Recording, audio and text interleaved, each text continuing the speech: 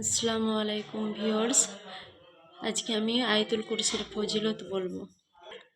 হাদিস শরীফে বর্ণিত আছে যে লোক শয়নের পূর্বে আয়াতুল কুরসি পাঠ করবে, ফজরের নামাজ পড়ে এটি পাঠ করতে হবে।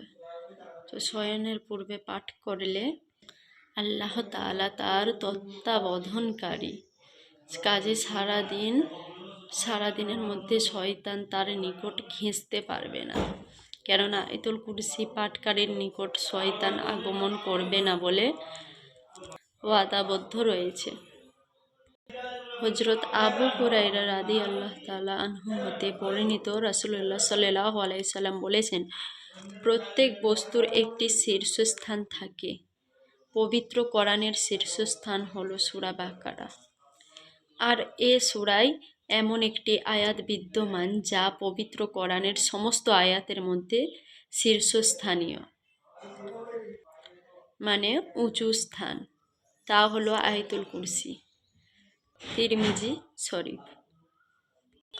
প্রত্যেক নামাজের পর 14 বার আয়াতুল কুরসি পাঠ করলে যাবতীয় বালা মুসিবত ও বিপদ থেকে মুক্তি পাওয়া যায়।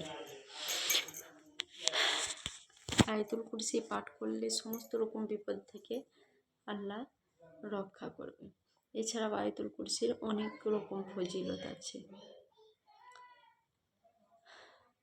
যেমন আজকে এই পর্যন্তই, আবার অন্য ভিডিওয় বলবো।